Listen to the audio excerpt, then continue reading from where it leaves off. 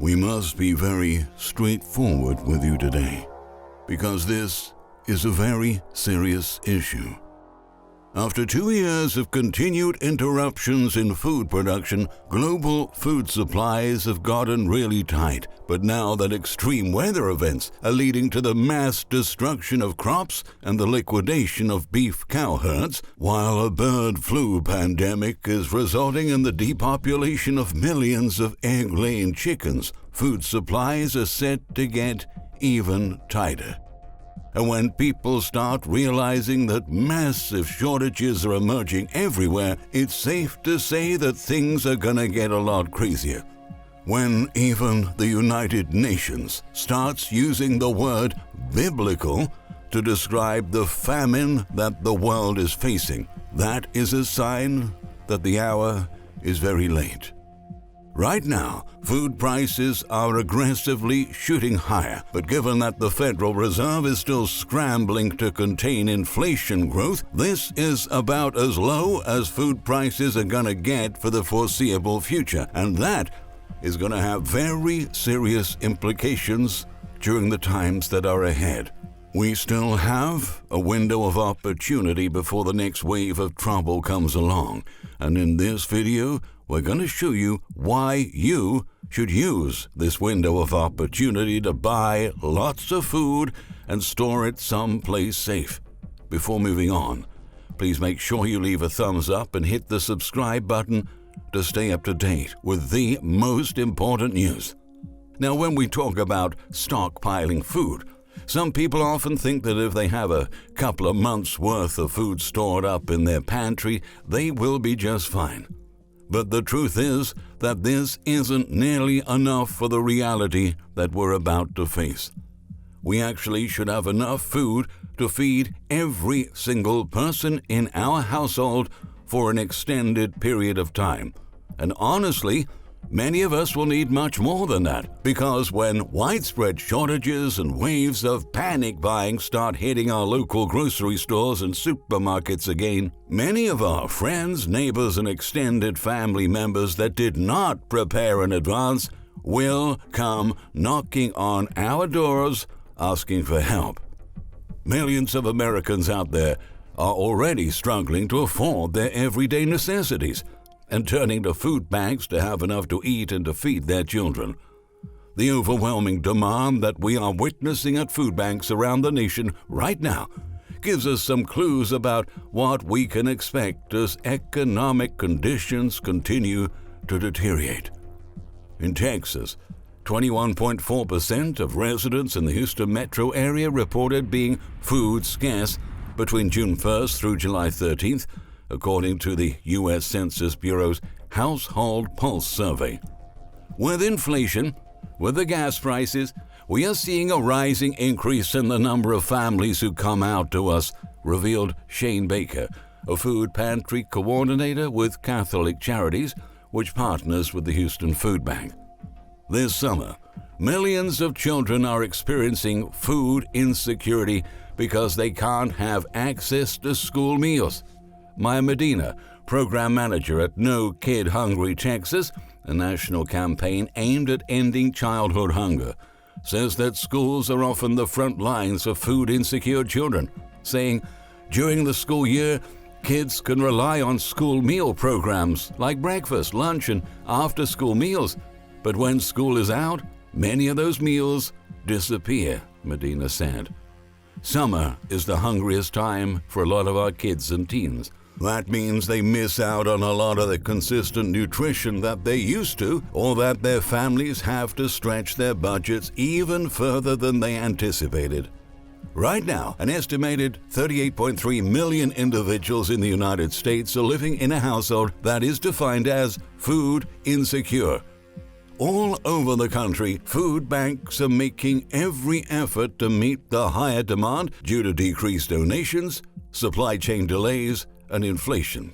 In Chicago, Illinois, Man Yi Lee, A spokesperson for the Greater Chicago Food Depository notes that demand for supplies is steadily rising across all of their facilities. We are definitely seeing an increase in demand for food throughout our network of 700 community partners, including food pantries, shelters, and soup kitchens, she said. With inflation at a 40-year high, prices for food items like eggs and meat are up by 19.4%, meaning that food is currently more costly now than other goods, explained Joe Sostrom, president and CEO of the Food Bank of Contra Costa and Solano. These prices continue to impact the most vulnerable in our community, especially in combination with elevated gas prices, supply chain shortages, and the long-term effects of the pandemic persist, Sostrom added. A new USDA report shows that Maine now ranks 5th in the nation for very low household food security and 1st in the New England area. Food banks in the region are seeing more and more people in need of assistance. Last year, the Good Shepherd Food Bank of Maine and its partners distributed 31.6 million meals. That's a 16% increase over the prior year, according to Jessica Donahue, Director of Marketing and Communications for the organization. One of our partner agencies, Augusta Food Bank, located in central Maine, recently said the amount of food distributed by them has increased by 67% over 2 years ago, and there's no sign of it slowing down anytime soon, Donahue exposed. There are 40 to 50 cars lined up along the road leading to our Hunger Relief Partners building every Thursday morning for Free Food Thursday. During the day, they usually see 85-plus cars pass through, distributing 50,000 meals every month, she continued, emphasizing that this is only one of our nearly 600 partners. People can stay in line for up to 6 hours to be able to get a box filled with fresh produce, cereals, and non-perishables. This is the reality of what we are currently facing. So many Americans are already in desperate need, and this perfect storm is just getting started. Can you even imagine sitting in your vehicle for 6 hours, waiting to get some supplies so you can have a meal? This is how desperate some families in the United States have already become. A new survey conducted by the Urban Institute found that in 2022, food insecurity rose to roughly the same level this June and July as it reached in March and April 2020. 1 in 5 adults reported experiencing food insecurity in the previous 30 days. Among adults with jobs, 17.3% said they had experienced food insecurity, compared with 16.3% in 2020, researchers highlighted. And as we mentioned at the beginning of this all-important video, the United Nations is using the word biblical to describe the famine and starvation that is coming all around the world. Recent projections released by the UN's World Food Program predicted that the number of people facing acute food insecurity stood to rise to 265 million by the end of this year, up from 135 million just a year ago. That would mean an additional 130 million people were living on the edge of starvation, largely due to the worsening global economic conditions, with wages, supply chains, and production under pressure all around the world.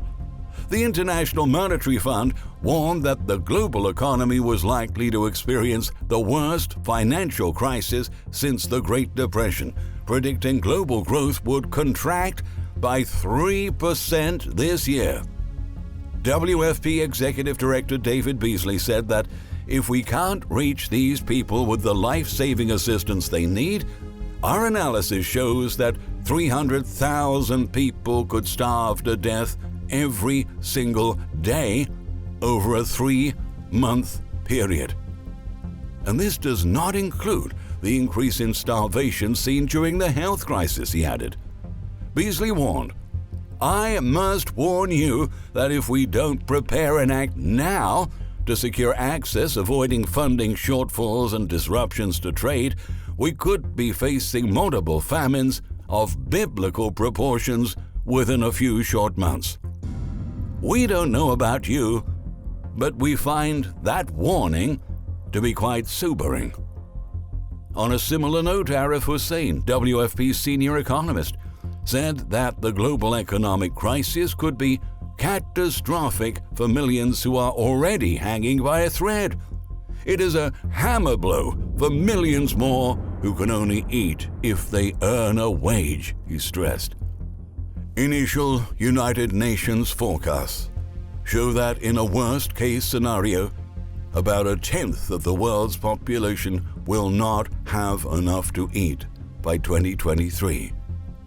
The impact will go beyond just hunger, as millions more are also likely to experience other forms of food insecurity, including not being able to afford healthy diets, which can lead to malnutrition and obesity, it noted. Unfortunately, even though we have already seen so many crazy things happen over the past couple of years, most people are still not prepping. When things start spinning out of control early next year, most of them are going to be short on food and supplies very rapidly, and we're going to see chaos in our local stores and massive waves of hoarding and panic buying. So much more pain is coming. But you know what? Most people don't want to face reality. Most Americans still want to believe that the future is going to be peaceful and prosperous, so they see absolutely no need to prepare for the turbulent times that are approaching. But we must take care of ourselves because no one else will, and getting ready in advance is going to be crucial to survive the challenging times that are ahead of us. Act while you can, because when the window of opportunity closes, there will be nothing left to do. Thank you for watching.